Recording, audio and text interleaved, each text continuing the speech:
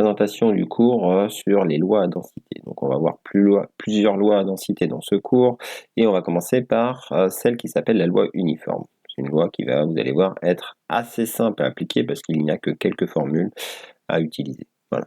Alors je dis assez simple à appliquer. Maintenant, dans l'introduction, vous allez peut-être vous dire que c'est peut-être pas si simple que ça, mais il ne faut pas se paniquer sur la première définition. Donc la première définition qui vous est donnée dans votre cours, on travaille sur un intervalle AB et on dit que la variable aléatoire x suit une loi uniforme sur cet intervalle.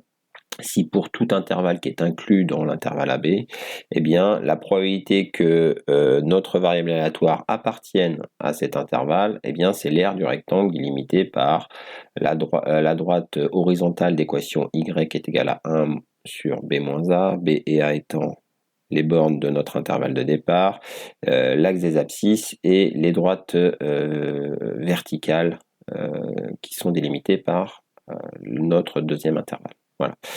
Alors, vu que c'est une aire sous une droite ou sous une courbe, on peut définir ça à l'aide d'une intégrale. C'est l'intégrale entre C et D, les droites qui sont verticales, de la fonction f de t dt, f de t étant la fonction 1 sur b moins a. Ici, c'est une fonction constante. Voilà. Donc on appelle ça une loi à densité, f c'est la fonction densité de la loi uniforme sur l'intervalle AB. Alors la représentation graphique, vous l'avez en dessous, nous on va pas se formaliser à ça, je vais laisser déjà les remarques, je vais y revenir juste après. Je vais peut-être plutôt passer tout de suite sur le cas d'utilisation de la loi uniforme. Cette loi, elle modélise un phénomène uniforme sur un intervalle donné. La notion d'uniformité vient du fait que la probabilité qu'une valeur tirée d'une loi uniforme soit dans un certain intervalle ne dépendent pas de la position de cet intervalle, mais uniquement de sa longueur. Alors, c'est un peu, peut-être ça vous parle pas trop, mais ça veut dire, en fait, on va utiliser cette loi quand on va se ramener à des situations de tirer au hasard des nombres ou des intervalles, des nombres appartenant à des intervalles dans un autre intervalle. Voilà. Alors vous allez voir, de toute façon, on vous dira dans les exercices qu'on a un phénomène qui suit une loi uniforme. Et à partir du moment où on vous dira qu'un phénomène suit une loi uniforme, eh bien, on devra utiliser les formules. Voilà. Alors, les formules en question, eh bien, vous les avez dans votre remarque ici. Premièrement, on vous a dit que c'était l'aire. On vous a dit que c'était l'aire sous la courbe ou sous cette droite horizontale là. Eh bien, on peut la déterminer ici. L'aire entre C et D, donc cette aire que je suis en train d'assurer en rouge là. Eh bien, c'est l'aire d'un rectangle. On va faire longueur fois largeur. La longueur, c'est D moins C. La largeur, c'est 1 sur B moins A. Ce qui va nous donner la formule qui est ici, que vous allez retrouver ici. Et ça, c'est vraiment la formule à connaître parce que c'est celle qu'on va appliquer tout le temps. Dès qu'on aura une loi uniforme, on appliquera cette formule qui est là. Donc la probabilité que notre variable aléatoire soit comprise entre C et D, eh bien ça sera D moins C, c'est-à-dire la longueur de l'intervalle entre C et D, sur la longueur de l'intervalle sur lequel on a notre loi uniforme. Voilà. On verra sur un exemple tout à l'heure. Alors, quelques cas particuliers, mais qui nous intéressent parce que on va les retrouver parfois. Alors, la probabilité d'obtenir un nombre bien précis, si on tire un nombre bien précis dans un intervalle, eh bien, étant donné qu'on a une infinité de nombres dans un intervalle, en vouloir un précisément, eh bien, c'est quasiment impossible. Et c'est pour ça que cette probabilité, eh bien, elle vaut 0. Voilà. Et grâce à ça, eh bien, en fait, le fait d'inclure, vous voyez ici, on inclut les bornes, ou d'en exclure une, mais pas l'autre, ou d'en exclure l'une, mais pas l'autre dans l'autre sens, ou d'exclure les deux, eh bien, en fait, ça ne change rien, finalement, ici. Voilà.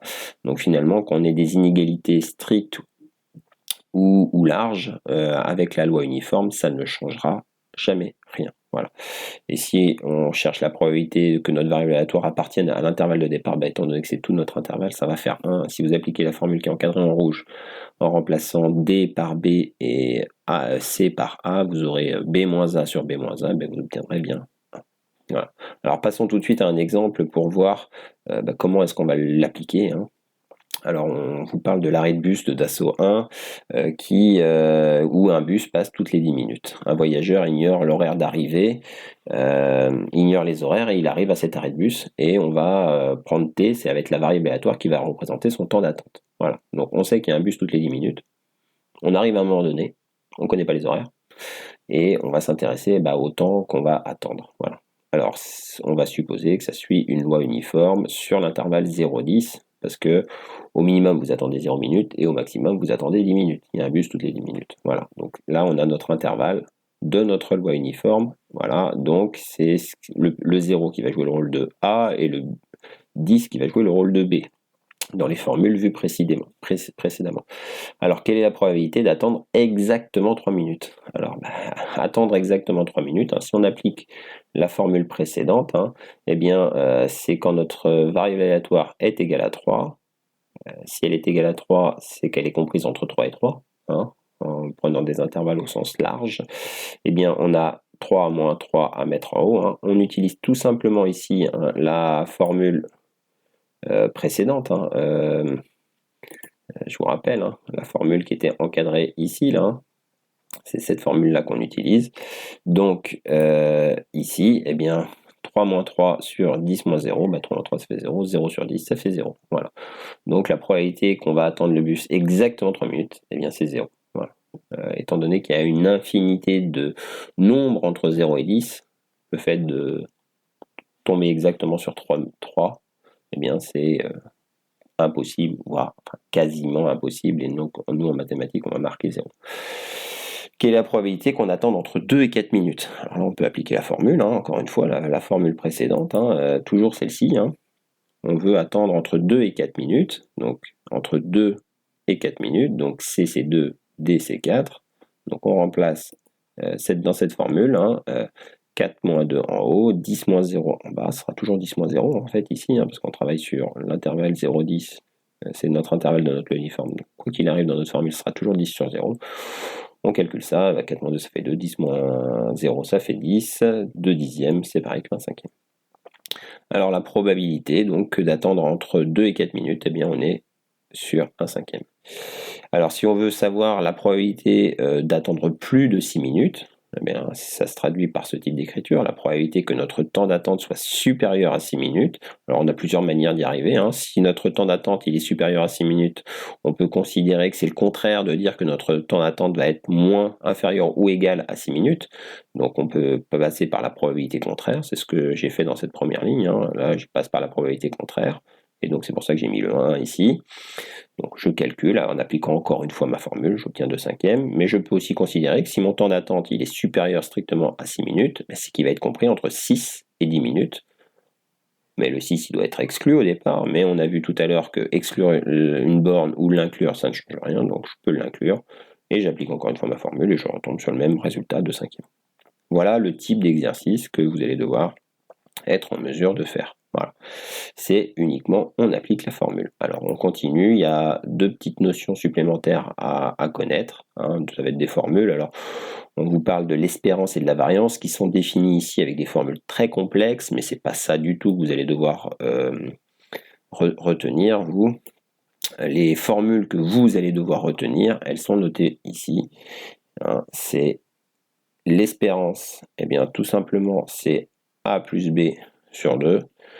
La variance, ça va être B moins A à mettre au carré sur 12. Et l'écart type, c'est la racine carrée de la variance. Voilà. Donc ça, ce sont ces trois formules que vous allez devoir connaître, puis appliquer. Voilà. Donc l'espérance, eh bien, c'est la valeur, on va dire, moyenne que l'on peut espérer obtenir. Si c'est comme ça qu'on peut l'interpréter. Et l'écart type, ça nous donne une idée de la répartition des valeurs. Voilà. Donc si on revient à notre exemple sur le bus à Dassault 1, eh bien si on applique notre formule qui est ici, A plus B sur 2, A c'était 0, B c'était 10, 0 plus 10 divisé par 2 ça fait 5, donc notre temps d'attente moyen, on va dire, il serait de l'ordre de 5 minutes, voilà, c'est un temps d'attente moyen. Voilà. On peut arriver et puis attendre que 1 minute, mais c'est le temps d'attente en moyenne, il serait de l'ordre de 5 minutes. On calcule la variance, bon, je vous ai fait le calcul ici, et puis on prend la racine carrée, on obtient 2,89, et là ça nous annonce que les valeurs sont, comment elles sont réparties autour de la valeur moyenne, autour des 5 minutes. Voilà. Donc c'est autour des 5 minutes, on va avoir ce nombre-là qui nous permet de donner cette répartition. Voilà les choses à savoir sur la loi uniforme.